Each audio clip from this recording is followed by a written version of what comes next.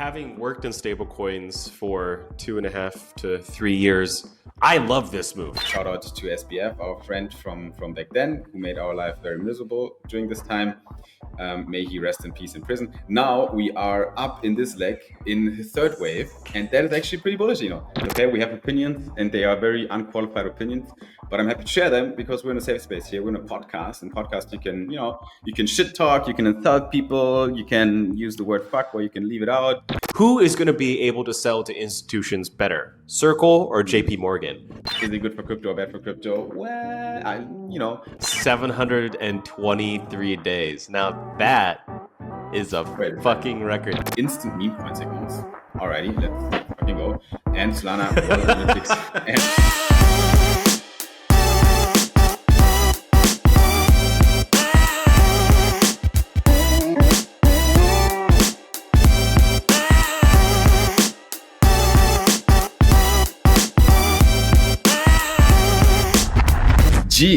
GM, and welcome, ladies and gentlemen, to Soul Brothers, your finest podcast on Solana, with my dear friend Eno and myself, Simon, where it is our job to throw you into the Solana rabbit hole and show you around in our exciting ecosystem. Yeah, we're here to show you around the latest and greatest on Solana so that you never run out of fun things to talk about. Simon, I have started to quit smoking this week, and I'm starting to feel like I made a mistake. This was the wrong week to quit smoking. Yeah, that's bro. That's actually a big achievement. So even if it's only a couple of days, I think you're on the right path. Keep it up, keep it up. I believe in you. Man. I mean, the when I was in Berlin, the people I was with will tell you that I was smoking a lot of cigarettes. So I went basically from chain smoking like 10 to 15 cigarettes a day to 0, and with the stress of the market and the war and just a bunch of shit that's going on, it's a lot going on. But hey, how are you, Simon? Where the fuck are you? Your connection actually looks really, really good. Oh, perfect. Maybe, I don't know, maybe it's a sign of God. Maybe the universe decided Soul Brothers deserves a good Wi-Fi. Earlier today it was really shitty in my first call, but if you are smart and intelligent, you might guess where I am. It's really difficult to guess, but there's a hint.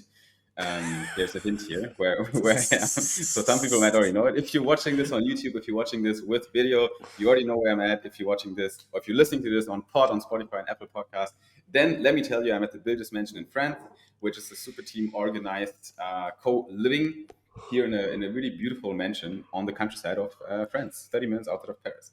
Actually, really, really fucking beautiful here, the area, not gonna lie. But Wi-Fi was shitty this morning, and it's difficult to find a space where I can actually talk in peace. So those are some of the disadvantages. But first morning here, so let's give it a few more days. I'm here to work. I'm here to talk to the other founders that are around here. There's a lot of super team people actually. We have super team Poland today in the house. We have super team France in the house. We have super team Balkans in the house. We have super team Ireland in the house. We have a lot of super team leads actually on site here. So we might as well call it team mention, if you want to say so. Yeah, I mean, I'm actually in the Super Team Singapore offices right now. I mean, I feel like our whole life revolves around Super Team. But like, I'm in the Super Team Singapore offices. They're not even here. They're in Malaysia for network school. That's interesting. But your journey took you to a lot of places. You were at Super Team Balkans demo day, then unfortunately couldn't make it to Budapest. Or fortunately, actually, because you had, I think, a very lovely weekend. I won't disclose that unless you want to, but it seems like you had a very, very nice weekend. And now you're in France for Builders Mansion. So for people who haven't got it yet, Super Team is the fucking cheat code. There's so many great events around the world where you can co-work with other founders and have meaningful conversations with them. But eventually, and that's a piece of advice that I learned the more I got to this event, eventually it's up to you what you make out of it, because there's two ways you can engage at these events. Either you come here and you're kind of on a vacation, right? And then if you do this, if you go to all these events, then you become one of these founders that actually doesn't get any shit done, and it's constantly on networking events, drinking with people, talking with people, chilling at the pool. Or you go here and you are if you get a reputation of being that guy that always shows up at these events, always working, and people are, oh, you again, you're always working, then you're doing it right, because that means you're not just hanging around here. And I'm not saying you shouldn't take part in the activities we have here, because these events come with yoga classes, they come with fitness activities, with organized walking tours, to see some of the countryside we're in. So you should do that as well, but don't get lost in kind of founder life of around. I mean, I was seeing a lot of that in Germany as well. Like over at the Super Team Germany startup village, the Berlin startup village, there were definitely a contingent of people who, were having a good time. But most of the Germans, in very typical German fashion, were just glued to their computers, not talking to anybody. Oh yeah, that's not true. There's a time. I feel like with Germans, there's a time to play, and then there's a time to work. And like speaking as a German, I think you could probably attest to that. Yeah. You have like where you're able to turn it on and off, just kind of depending. Yes. But I'm not saying you shouldn't play, right? But just work more than you play, right? Because otherwise, what the fuck are you doing? Like if you're building a company, right? If you're a rich kid, like your family already made it, fucking enjoy that, right? I really don't doubt you. I don't judge you, right? But if you're about to build your own shit, then go out there and do that. But so Germany was good as well. I hear that from you. The builders, the startup, what was it called? The Germany Berlin Startup Village. Yeah, Berlin Startup Village was also really successful. So lots of opportunities for people to mingle, right? Bro, how did we both missed out on Budapest? It's kind of crazy that neither of us made it out there, and we were both in Europe, which is insane. And did you see the videos and the pictures that came out from that? Yeah. Big shout out to the team. From especially Super Team Balkan was like super strongly represented. Obviously, Budapest is in the Eastern European part, right? So the Super Team Balkan was there, full force. Shout out to Primo, to Marco, who was also on stage pitching Super Team Balkan, talking about the values we have in the Balkans. But we also had, I think, an amazing demo day on site with amazing startups presenting. The founder of the winning startup was actually here at the Mansion, I think. So also really exciting. Shout out to Tristan for that, a fellow American who learned German in 11 months living in Germany. Insane. Yeah. So, I mean, the winner of, and I mean, I know that you're a part of Super Team Balkan inexplicably, but the winner of the entire Apex Budapest event was from Super Team Germany, a team called Nansen Space, which works on decentralized space stations, which is the wildest fucking idea I've ever heard on Solana. We can cover that at some point. But like another thing too, I have a very funny story with Tristan. He was the guy that hosted the legendary poker night in Istanbul where our dealer started to play and then lost a bunch of money and refused to pay. So it was his suite that we played out of. And another thing too is Tristan and I both closed Catstanbul together. So like we were on, like it was the second day of the last day of Catstanbul. He's a DJ. Yeah. So he was DJing on stage and then we were both vibing. Yeah. Like a DJ. Yep. He's a DJ. So he was DJing on stage and I was like, all right, Tristan, you got it's all on live stream. It's on the recordings. So yeah, Tristan's I like that guy. He's a very, very nice guy, generous with his time and his space, and also multi-talented, speaks German too. And in less than a year he learned I'm still blown away by that fact. But anyway, Eno, we have an elephant in the room. We have to talk about fucking markets. We have to talk about Solana. We have to talk about what's happening in the ecosystem and what's happening in the world. Where do we even begin? Help me. I don't know. Okay, the agenda is packed. Because I'm feeling so moderated away. Because I'm feeling so anxious about the world, I just want to start with something that's very familiar and nice. So like let's talk about where we are with Solana right now. Obviously, there's a lot of macro stuff that we have to cover that will help explain some of those movements. But first, I'd love to just start with something that's just a little bit more comfortable and familiar. So, Simon, actually, after watching this bloody goddamn chart, I'm not so sure how comforted I'll feel. But we've been here before, Simon. We were here when it was at $90 for the Trump tariffs just a couple of months ago. I mean, it really wasn't that far off ago. So what's going on now? Well, all right. Let's start with the logarithmic chart in the all zoomed out here. Actually, let's go on the weekly even. Look at the weekly chart, because that is actually comfy, the weekly chart, because it censors away all the short term volatility, right? And it shows us the signal between the noise. And the signal between the noise is, that we are actually potentially still in this third wave in the overall structure. Okay, this is like as zoomed out as I can up to the first, basically the first candle we can see here on the Solana chart on TradingView in April 2020. Okay, so that's where it all started at $0.2020. And then we had this first wave to the upside. We had a recovery in the first cycle bottom here at $6. We all kind of remember that time here with this fucking candle that brought us down to $6, $8. So yeah, shout out to SBF, our friend from back then, who made our life very miserable during this time. May he rest in peace in prison. Now we are up in this leg in the third wave, and that is actually pretty bullish, because look at this. Like we could be in this move here, and the third wave has the target range of $1,777. Solana to a milli, bro. Like we're going all the way up. But this is like I'm all zoomed out, right? This third wave that we're in that plays out over years. Okay, so that could be a kind of a 2-3 cycle thing, right? But we're in the middle of that wave, okay? And we saw 1, we saw 2, we saw 3, and we saw 4. And the question is the fourth wave going to hold support, or is it going to retrace further?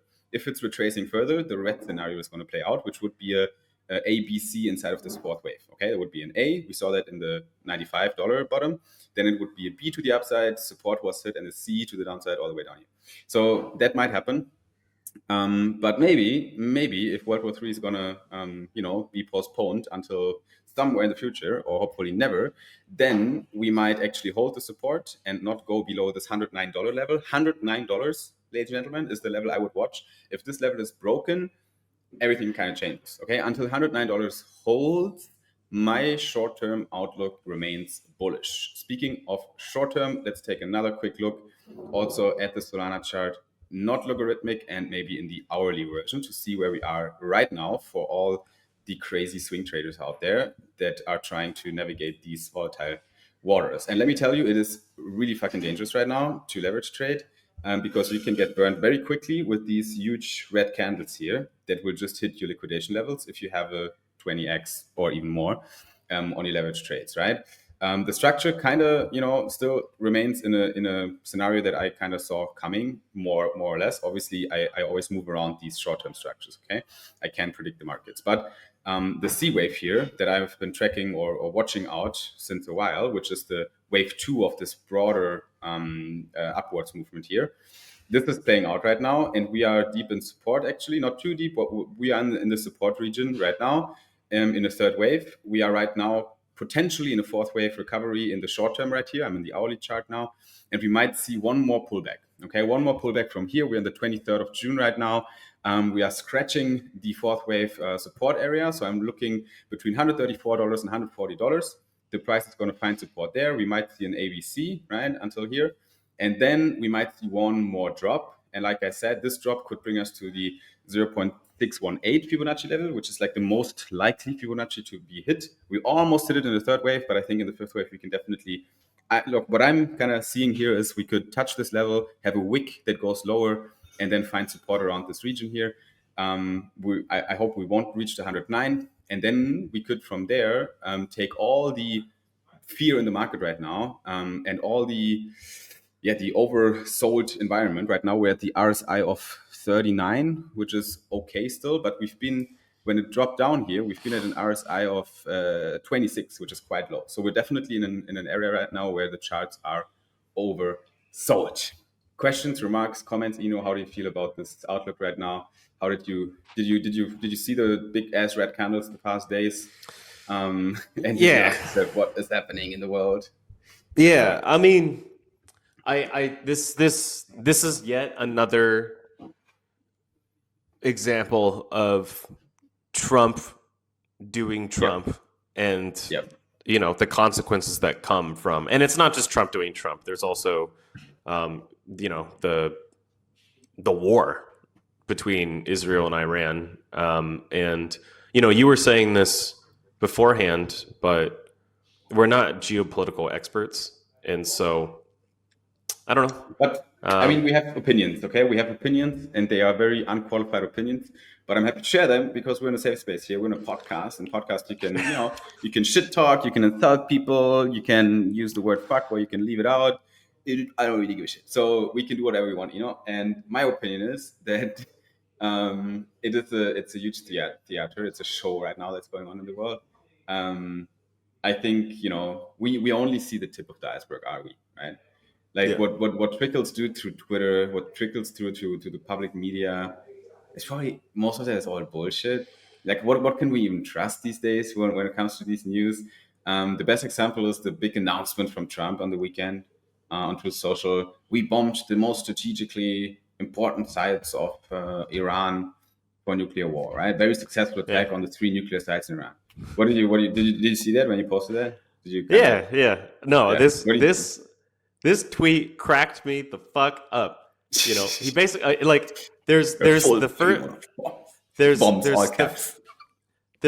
first half of the tweet, and then there's the second half of the tweet, and I've just never seen an American president do so many mental gymnastics, because you have to remember the entire MAGA movement. Like, what does MAGA stand for? It stands for Make America Great Again, right? And the core thesis of how you make America great again is to spend more money domestically and less, for either aid or war, right? So, that might surprise a lot of folks, especially liberals. Like, they like to think that those on the right are super aggressive and they love their guns, which is true. But at the core of it, though, they're actually anti-war. And they're not anti-war for altruistic reasons, like we are the world in peace. They're anti-war for financial reasons, because wars are expensive. They cost trillions and trillions of dollars, and so it's purely for out of American self-interest, which isn't necessarily a bad thing. And Trump campaigned on it. His base loves him for it, and now he has, not declared war on Iran, but it's a definite act of war. To send American B-2 bombers and drop a payload of several tons of bombs onto nuclear sites. Now, I have other opinions about whether or not that was a good idea, but if we're talking about it just from the perspective of what the campaign promise was, you can't bomb a country and then say in the same tweet, "Now it is time for peace." It's like, are you? Is this guy high? What's the matter with this guy? This guy is. I saw some memes around that, and I was like, "Yeah, thanks for mocking this," because I saw those memes where fucking Trump full of guns and shit, shooting everywhere and killing some guy, and then in the next picture, he's holding his hand. It's like, "Now was the time for peace." It's bro, really? Yeah. Is that? I love this. Yeah. I mean, what should I say? This is all we can do, guys. We can only make fun of the situation. Obviously, there's people dying in the world, and there's destruction happening in the world. But who are we, right? Who are we to mourn the dead? Who are we to have an opinion on these things? All we can do is look at it from an eagle's view and make fun of this theater show, because we can change it as individuals, but we can change our opinions on it and our views on it, and we can maybe help you guys to navigate these times as well with a bit more certainty and maybe even some cynicism, if that's what it takes to get through it, right? Obviously, we hope that this is not World War III. There's a few memes on Twitter around that topic right now, and as long as we can make fun around it, sure. But I don't want my home country, I don't want my family to get bombed. No one wants that. So I still think, I still think we're gonna get out of this without having another huge ass world war. And I think we've seen it before with Afghanistan. We've seen it with other countries that have been on the map of the US, right, where they brought peace to the country, as they do. And I think I think, yeah, give it some time. This year is going to be a crazy year. That's all I can say.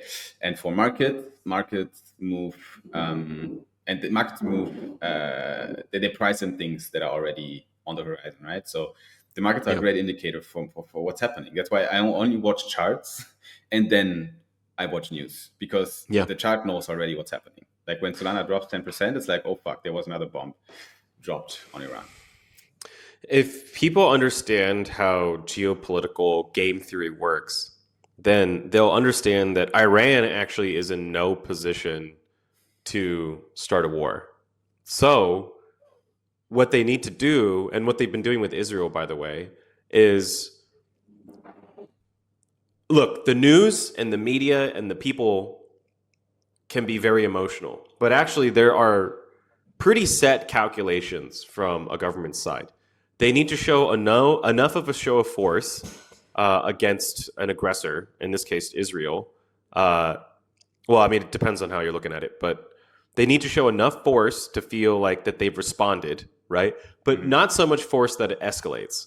And when it starts to escalate is when personalities at the top of the pyramid take it personally and emotionally. And certainly there's a lot of emotions there, but typically what happens when you have a group of people making a decision is that they try not to escalate.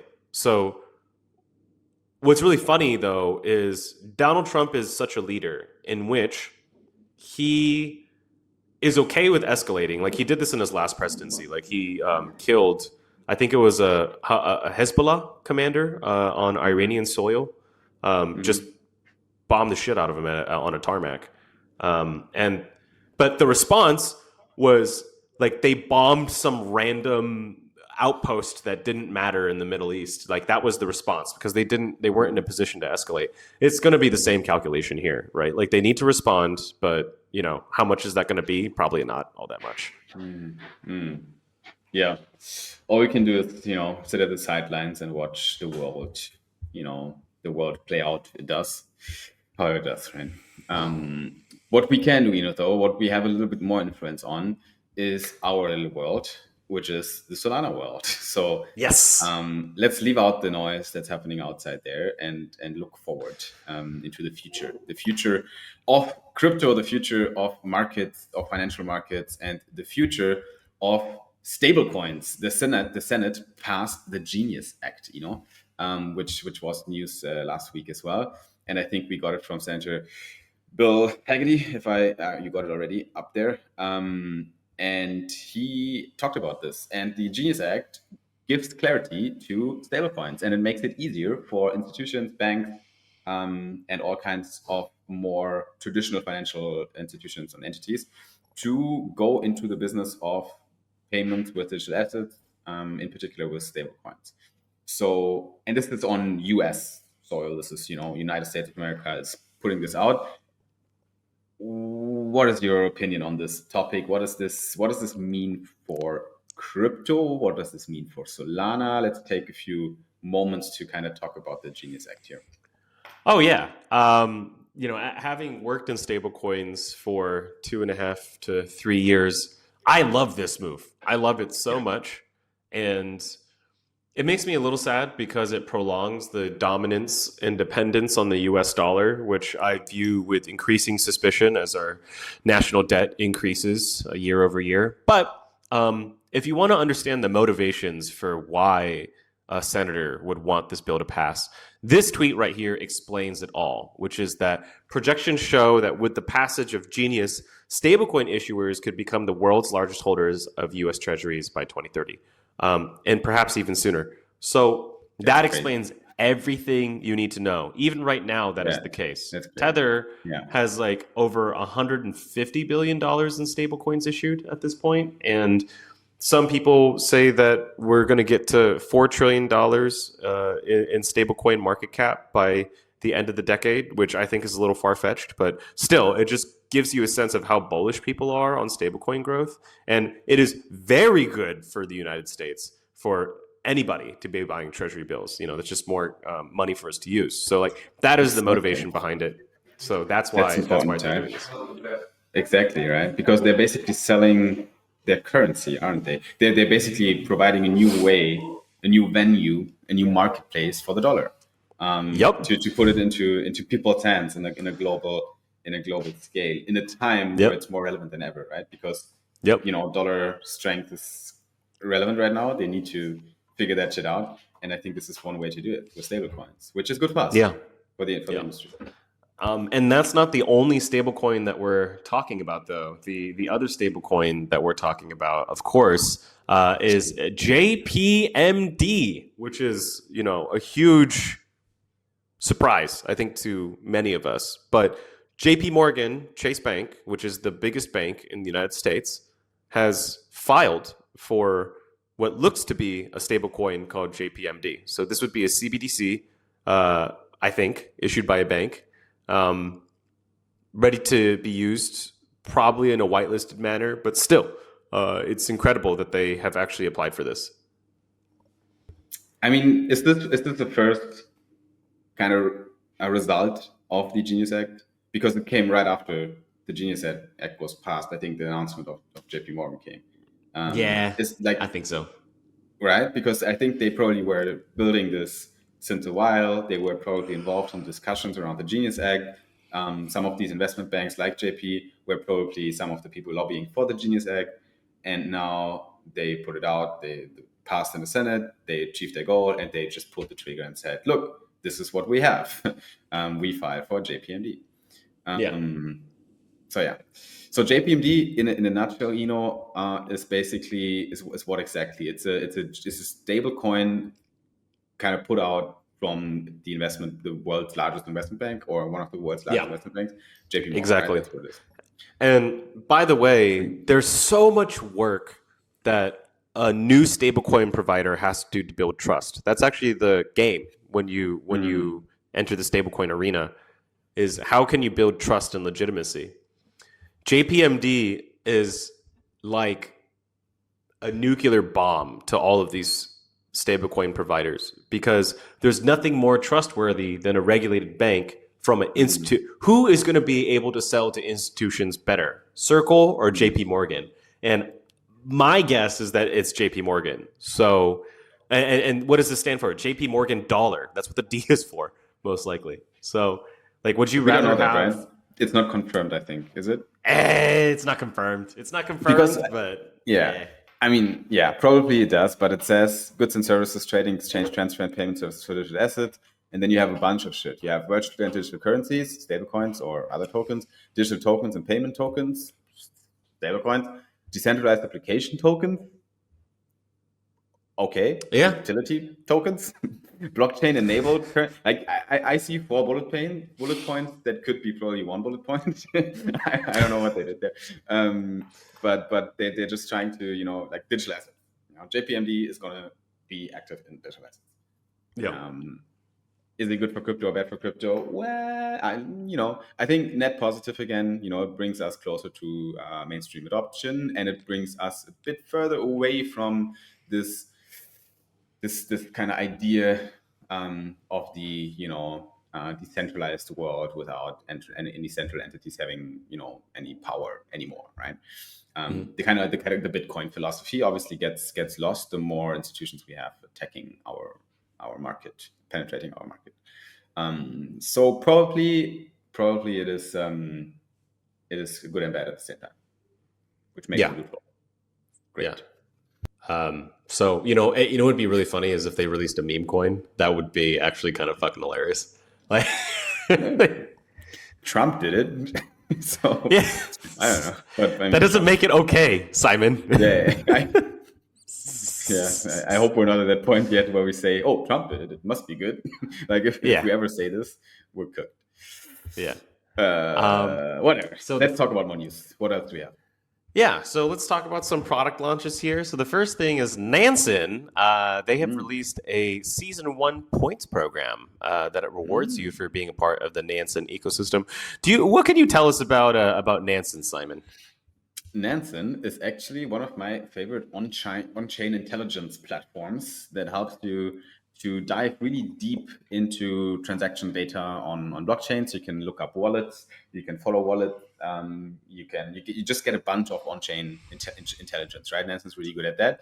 They build out some really neat tools for retail investors as well, to do analysis on DeFi protocols, on stable coins, on all kinds of things. So they're like, they understand data very, very well. They have a big API suite that you can use to integrate, to kind of receive data from Nansen. But then obviously they also have the Nansen membership plan that you can use to unlock all these features in the application. Obviously they have some AI baked into all these things, right? And yeah, now they have Nansen points. Interesting. By the way, also maybe something worth mentioning. Can you pull up my screen real quick? Oh yeah, absolutely. They also have kind of a product suite that is like dedicated to Solana, which is interesting, right? Because they have, if you go to product, you have like a bunch of shit, but then you have Solana on Nansen. You don't have Base on Nansen or some shit. You have Solana on Nansen. The most detailed Solana analytics platform for smart traders. Solana on-chain data at your fingertips.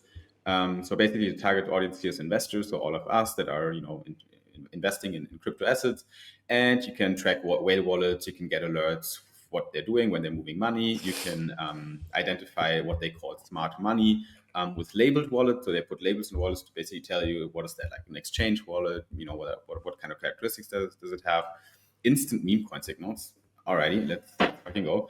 And Solana analytics and P&L tracking. So obviously, meme coin alpha, I love that. Obviously, you're jumping on that train as well. Get alerts on new token launches and spot trending meme coins before they pump. Right. I don't know if that's going to work. That's a bit Vector, right? That reminds me of Vector from Tensor. I'm not super bullish on that product, honestly, but the rest is actually really good of what they're providing. And now we have points. So we're going to get a token. Unlock exclusive perks across our ecosystem with select partners, special discounts for investors. So I don't think it doesn't hint at a token yet, right? But the more you use Nansen, the more potential perks you probably get inside of their platform, discounts, early access to new products, and free seats, whatever that means, and maybe some partner perks as well. That's cool. Yeah. No, that's congratulations to Nansen. I hope they don't drag on their point system program for too long. I don't know if you saw that recent tweet that was about the longest running point systems on Solana right now. I didn't see it, no. Gosh, I want to find that tweet so badly. Right. So here are the top 5 protocols that had a point program, and this is from our very good friend Solana Sensei, and it came from Fabiano, who we also love. But MarginFi 723 days. Now that is a fucking record. That's almost like 2 years. Like 2 years. Yeah, it's more than 2 years. It's 2 years. So that's fucking long. So no, I mean, I'm pretty sure that they'll get a token, but we also were pretty sure that MarginFi would get a token, and guess where we're at right now. I mean, yeah, you have to navigate the markets. Like as a founder, I can relate. It's tough. Like obviously, like for my company, we set our dates. Like things are clear, but I can understand at least when people postpone shit, right? And it's a bad habit we have in crypto, postponing stuff. I mean, they were right on the precipice of launching a token. They missed their moment. They imploded internally. Not a lot of people talk about that, but you're Preceptor. What is that? just make up that word. No. It's fine. But yeah, but yeah, precipitated. But. Okay. Yeah, right. But they were about to launch a token, and then Edgar left, and there was some sort of internal dispute there, and nobody really knows exactly what happened except for the people at MarginFi. But yeah, they missed their timing, so that's unfortunate. But longest running points program on Solana. Let's see if that ever shout out shakes out. Yeah, congrats, guys. Congrats. Ranking on the place number 1. MarginFi is first place. Amazing. Mac is actually a really vicious tweeter. If he ever sees this, he's going to give me so much shit. He's like, "You're an asshole." It's like, yeah, probably I am. But speaking of vicious tweeters, speaking of assholes, I thought you were going to say that right now. No. Mert's not an asshole. Mert is not an asshole, but he is a vicious tweeter. So I'm not trying to get on his bad side. Mert would fuck me up. He once he once sent the entire Helios gang on me because I don't like his rap opinions, and it was like I had like four. It was like 4-on-1, like 4 people yelling at me. I'm like, Jesus Christ, guys, you guys are really passionate about rap. Anyways, and they don't know shit. Their opinions suck. But. Can you please slip that clip into a 5-second one? Yeah, no. Helios devs know nothing. Helios devs and Helios marketing know nothing about rap, like literally nothing. So they could just take an L on that one. I'm from California. You can't tell me shit. Yeah. Good that we established that. Let's talk about crypto. Do they know anything about crypto? Potentially they do, because they launched a new product. Which might be interesting for some people. We're talking about LaserStream. What's the TLDR, Eno? Yeah, I haven't really fully wrapped my head around this, but they say it's the fastest, most reliable way to stream Solana block transactions and account data via something called a gRPC, right? So they have something called a shred stream. So you receive data before anybody else. A historical replay and persistence. So if you disconnect from a slot where you disconnected and never miss data, redundancies, regional endpoints, listen up to 250,000 addresses per connection, ready to go STKs. This gets less and less interesting as you go down the list. People always put the most interesting stuff in the beginning. So even when you start listing redundancy as the third major feature, you know that you've already it's really these two things, right? So LaserStream, what makes it special? I mean, these are redundancy and regional endpoints. Yeah, sure, whatever, who cares? But the two things that and actually Frankfurt is an endpoint, so that's interesting. But in terms of what really makes LaserStream special is shred stream and historical replay and persistence. That actually seems quite interesting. I do not know enough about what a gRPC is to really comment, but this is what do you make of all this, Simon? I mean, RPCs are remote procedure calls. That's a technology that has been initially developed by Google. And it is basically used to efficiently and scalable distribute or stream data over distributed systems as we have them in crypto, because they are on different servers, right, across the world, on different nodes across the world. And it allows applications that are being built on Solana, for example, to communicate with these different kind of nodes over a network by enabling a client to call methods on a server if they were locally there. So it kind of makes it easy to read from the blockchain, TLDR. Now, this creates APIs, that we can use if we build crypto apps and basically talk to the chain or listen to the chain. And streaming data from Solana blockchain is listening to the chain. And it can be very useful for various applications, including the application I'm building, by the way. So definitely a tech that puts Helios on the map for builders and makes their product suite more interesting. We yet have to find out how good this product works and how good it is. But overall, this kind of infrastructure is important for the overall Solana ecosystem to proceed and build faster and more relevant and useful applications with a good UX. Yeah. So. Yeah. And according to Mert, this is already in production and being used by traders, market makers, and dApps. So this is great. I'm very happy for them.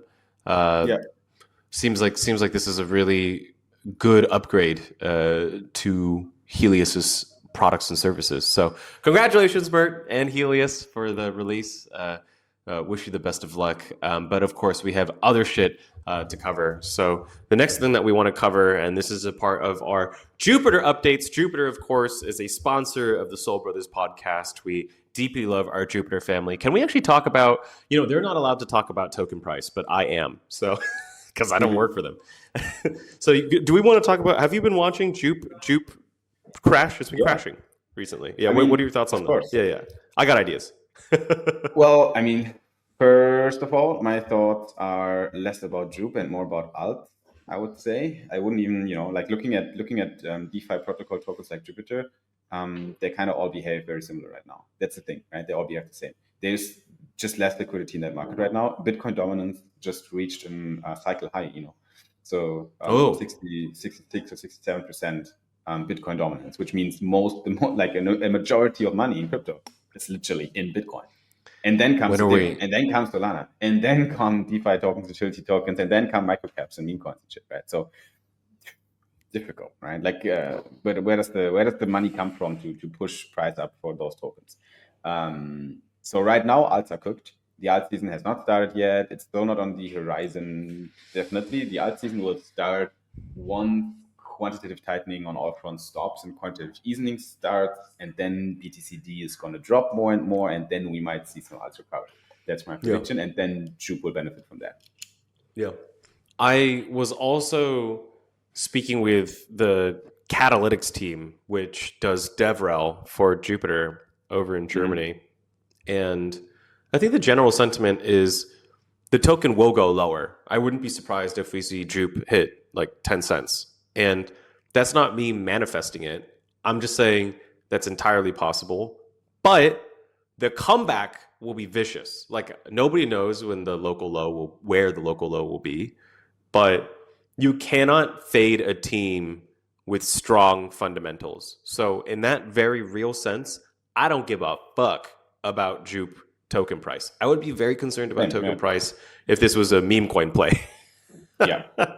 With no underlying fundamentals. But this is a functioning company that is printing literally millions of dollars per day and stands to print even more millions, has dozens, not 5, I mean dozens of new products and features in the pipeline, with a killer engineering team and also a killer founder in Miao and Xiong, as well as a great operating officer in Cash. So are we really worried here? Short-term pain for sure, but I really don't care. We're okay. I mean, as always in crypto, right? You got to believe in something. If you believe they can make it, they can make it. It's a startup. It's frontier of tech, right? So make up your own mind. That's up to you.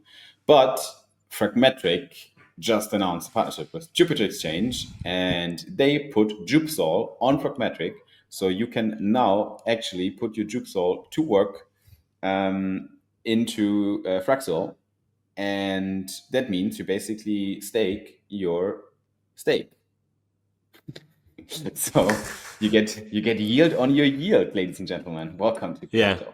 Only possible on Solana and Ethereum. So this took me a very long time to wrap my head around. I didn't really understand like why LSTs exist, or LRTs, liquid restaking tokens, exist. But now I get it, because especially from the perspective of someone who holds LSTs now, because the whole promise of an LST is that you get access to DeFi yield. But actually, the dirty secret about LSTs is there's not a lot of great places to use them in DeFi. The best place to use it right now is today, Camino Multiply, where you can get leverage on your SOL position, your LST, and earn, instead of like 8% yield or 9% yield, you're earning 20, 23, 25% yield on your LSTs. That's what an LST is supposed to do. So an LRT, gives you that promise, and it feels like DeFi as well, because you're depositing the token into something, whereas as opposed to just swapping it. So in that very real sense, it makes sense. And JupeSol is at 5.5 million stake. It's absolutely incredible. So that's great. Yeah, JupeSol already provides a pretty decent yield, I would say, compared to other LSTs out there. We have we have a lot of good options when it comes to LSTs, but Jupe has been around. It has been, the community accepted it and has been used a lot. And now you basically have another option to earn auto compounded staking and MEV rewards. and NCN rewards exclusive to Metric. So you juice out a little bit more out of your jupe sol that's already juicy. Yeah. Yep. And also there seems to be a little bit of drama around something called Jupiter. Oh no, is that what we're talking about? Are we talking about? No, I mean, firstly, we have to talk a little bit about the whole structural changes inside of Jupiter, because there was a big announcement that the DAO is going to be paused. So that's, I think, one thing we kind of double click on real quick here. 2025 is not going to see any more DAO votes inside of the Jupiter DAO, because the DAO is not functional. The experiment didn't work. And the team basically decided that it's not worth pursuing this any further. And actually, I want to share something. I want to share the thoughts of Vasily Lawyer, who has like really good thoughts on things usually, on the Jupiter DAO pause as well. And he says that the DAO was an ambitious experiment by Meow and the team around them. It was a good step in the right direction, but it gave real power to the people, but the framework for decision making was lacking. Right? It looks from the outside like it is a good system, it is fair, it's democratic. But then once we put it in action, right, from paper to action, from theory to practice, we saw that it has some flaws. And one of these flaws is that things don't get done. Nothing gets done. What he said that as well. Either you put in absolute fluff for the vote, like, hey, should we change our logo? Or if it's something more complex, the opinions go left, right, and everything, it's a huge mess. And also, Basti says, the economic-based voting has flaws. One token equals one vote. In our world where economies means everything, this is considered fair. And also, he says that this actually contributes to fear, uncertainty, doubt, to FUD. Apart from a handful of activists, investors, ardent supporters with massive bags, so whales, it is more likely that the most active contributors are actually the little guys. So people that care the most about the product protocol and have an interest on it, they have the least votes, right? Because they don't own the big bags of tokens. These are the ones that review every proposal carefully. They have the time to do that as well. But they're not really incentivized to do it anyway, because they are the small guys that don't really have an impact on it. So, people start voting, but then if the whales decide, actually, we don't want this to go this way, they just click a button and the vote goes the other way anyway. This builds up resentment, and kind of, the morale around participating in this DAO goes down, especially for people with smaller bags, because they feel oppressed. It's a DAO problem, right? A DAO specific problem. Opinions, I think, okay, I feel half and half. I don't want to insult Jupiter voters by saying that a large majority of them are dumb, because that's not true. But I cannot shake this feeling that people don't read. Like, truly. I cannot shake the feeling of, we've done, at this point, dozens of streams. I mean, it seems like every other day there's a new Jupiter stream. It used to be that planetary calls were like the special event, but now it feels like there's 3 or 4 calls a week, which is not true, but it feels that way. And the reason why it feels that way is because there's this onslaught of updates and alignment, and it's created a lot of fragmented messaging. Like, if anything, like, that would probably be one of my rare criticisms of Jupiter, is in their effort to be uber responsive, they were doing a bunch of live streams, and the situation is very fluid. But what that means is that people start to tune out because they don't have the time. Even the people with smaller bags who do have the time to participate do not have the time or the patience to be watching yet another emergency stream. But that being said, like, even me, someone who's just aware of what's going on in the Jupiverse but isn't keeping track of every item, I knew where the funds for the DAO came from. And relative to the money, the millions of dollars that they print every day, $10 million for the year feels like nothing, in addition to the Jupe token incentives.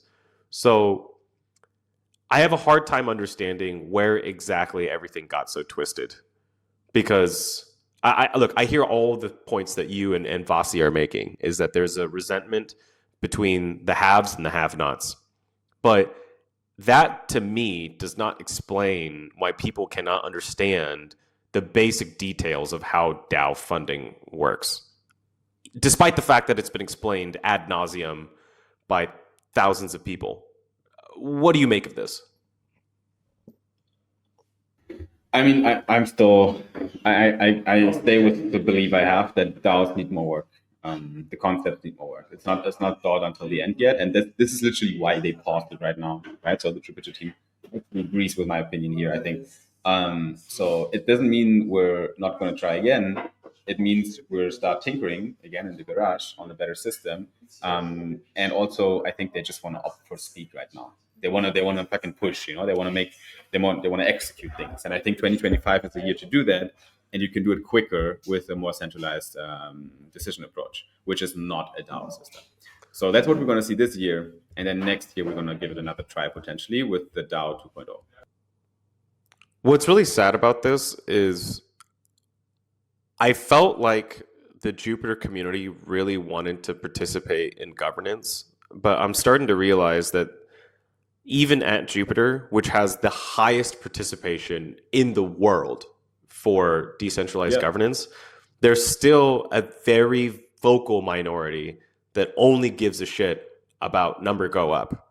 And they're okay if the approach is centralized and tyrannical, and they don't want other people to get there. I have seen so many comments about people saying, well, if someone else got a bag and I didn't, then that's bad for me. And we have a phrase for that in Korean. It's called like your stomach hurts. But your stomach hurts because you're seeing someone else eating well. And that's, I don't know, it's not a particularly attractive human quality. And unfortunately, I feel like that is somewhat of the case here.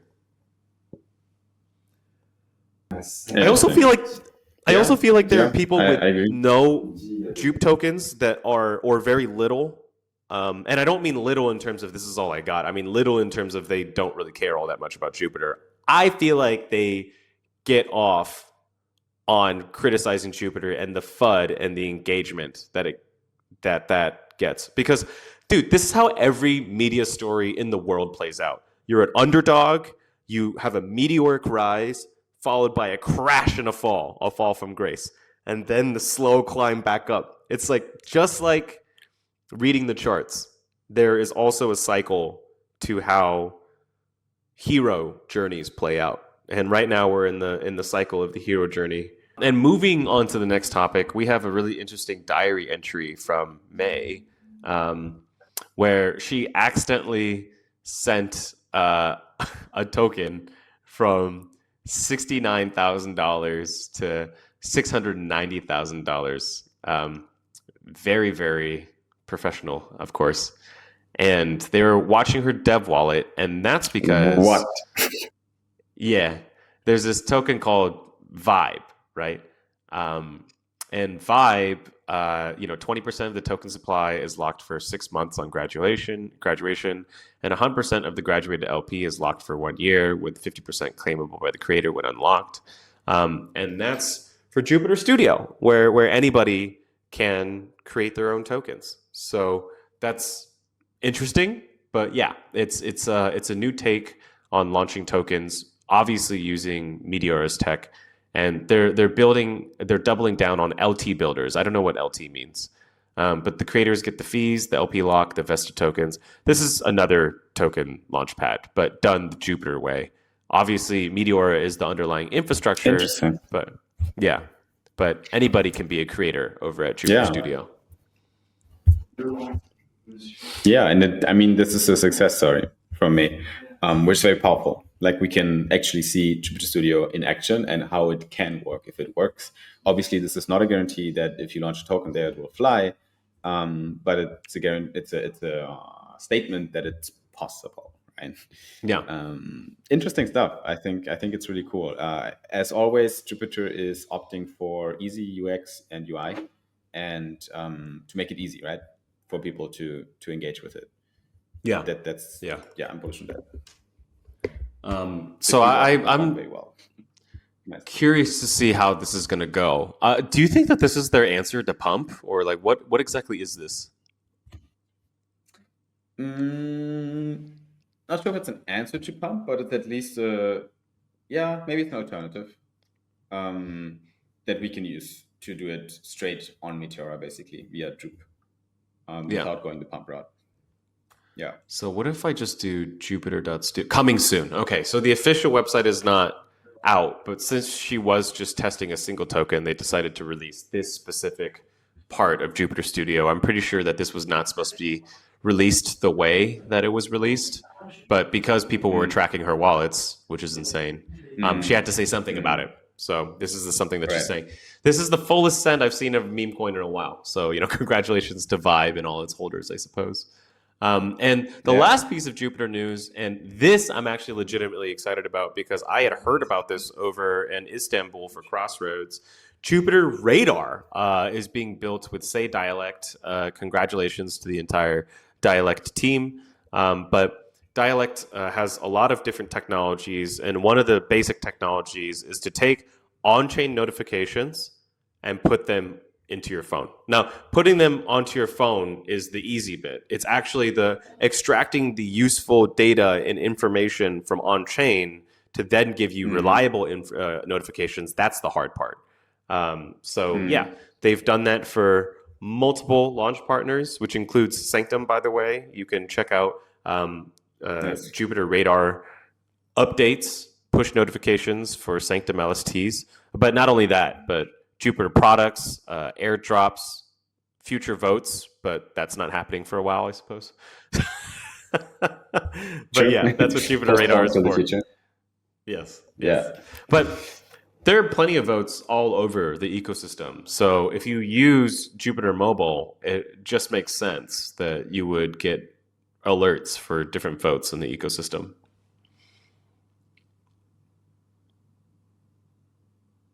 I think it's a cool product. Also, shout out to Dialect for making this happening, because Dialect is the infrastructure that Jup using here for the notification part of things, and then I think Jup is what we're using to receive the on-chain data from these protocols. You were exactly correct. Jup Mobile stands for easy onboarding of normies, and normies like notifications, especially if they're for relevant topics, and Jup Mobile is delivering that, so that's pretty cool. Yeah. And we'd also like to show some special love to our friends over at SNS. Congratulations, guys. They recently hit 300,000 sold domains registered, which is 132,000 unique owners. And that's great. I really love to see that. So they have been growing like crazy. They've been doing very well. I actually registered a couple of new SNS domains for both Soul Brothers and myself. If you have a domain that's over 10 characters, how much does it cost, Simon? You know what the cost is. $1 single dollar. $1. It only costs $1 to get a domain from SNS that's over 10 characters long. We got Soul Brothers Pod, if I'm not mistaken, for a single dollar. I also got Eno for a single dollar. So makes sense. I mean, for $1, come on, you have to get it. Yeah, and 300,000 is a lot, right? Because 300,000 unique names, right? Not unique owners, but unique names on Solana already is a lot. And 130,000 unique owners, like humans that actually claim to name. It's pretty good, right? I mean, we want millions, obviously, on Solana. But it always shows that I think you couldn't pull this off on another chain, honestly. You couldn't pull this off on another chain. One thing that really surprised me about SNS when I was talking to the CEO, is that she's able to tell and gauge market sentiment based on how many domains are being sold in a day. So on a particularly bullish day, they'll be selling thousands of domains. Whereas Trump releases some asinine tariff and they'll see a drop in the amount of .sold domains. So that's quite interesting to see as a measurement of sentiment in the ecosystem. I mean, there's like there's domains that you can own for making your life easier, and there's domains that you can own to trade, right? As a you can use it as a marketplace. You buy it low and sell it higher, right? Or buy it high and sell it lower if you suck at it. But at the end of the day, that's also a business that SNS is engaging with. So similar to pumpdotfun or meme coin platforms, when there's a relevant event in the world, people start to create memes around it. People start to create domains on top of it. Right? So I think you can also measure like recent events and the significance of like big events on the amount of domains registered to that specific event. So I'm pretty sure that right now we saw some Iran World War III Trump related shit being registered as domains as well. Honestly, just a guess, just an assumption. But that's how usually the markets work, right? With tokens and with domains as well. Yeah. And in addition to that, we also have a program, a fun little promotion that they're doing with Nexi AI.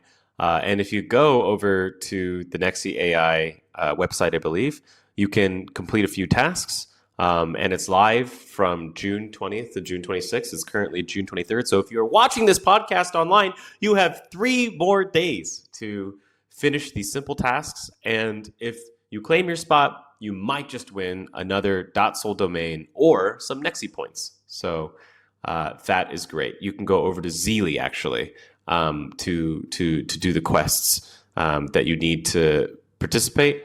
And if you participate, again, you can tweet about SNS and then the SNS Nexi campaign. This is all very, very easy. And if you do it, then you can win both the .sol domain and some Nexi AI points. Nice. That's cool. That's utility for your domain. And then there's also apps on Solana that are integrating .sol to simplify their UI. And we saw that happening again here with Adrena. And Adrena is a very interesting perpetual DEX on Solana where you can trade up to 100x on your tokens. And now you can actually use your .sol domain over there to basically, see the name of the trader instead of his or her pub key that doesn't tell you shit about the owner, right? So now people have an identity on Adrena as well, at least when it comes to the name of your account.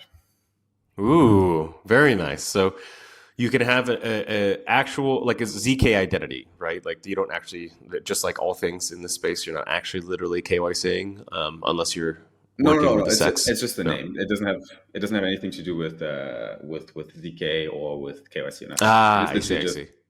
Like the UI is now, instead of the pub key, I'm going to see Eno. I see. Yeah, it simplifies the UI. That's a big, that's actually one of the biggest priorities for SNS when it comes to ecosystem integrations. They just want the .sol to be adopted, right? They want the whole ecosystem to show .sol instead of pub keys, and that requires the protocols to integrate it.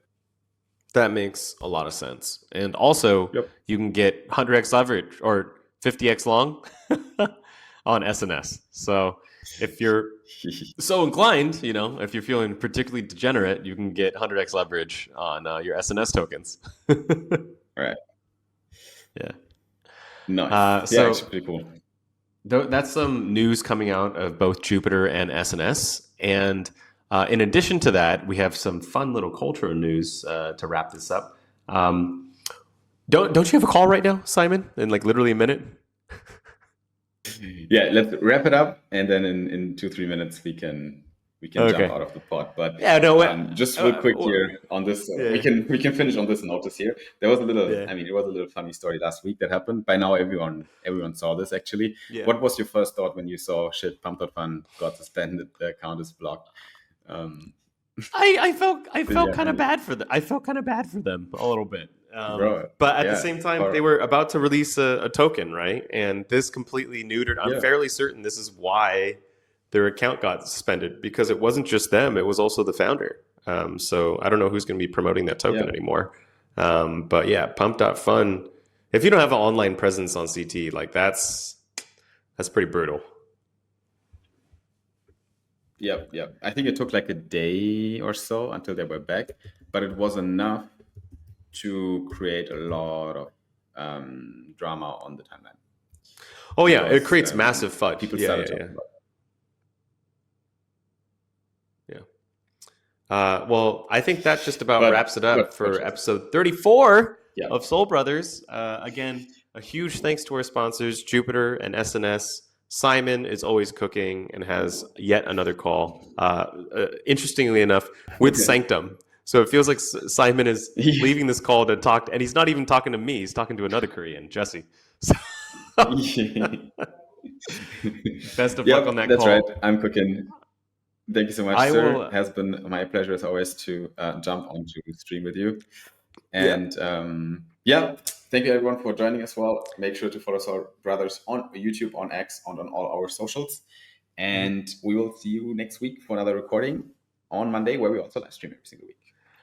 And also, I'll stay on for like another 2-3 minutes, so you can head off, Simon. I'm just going to close it out, just go through some comments and stuff like that. But this is officially the end of episode 34. All right, see you later, Simon.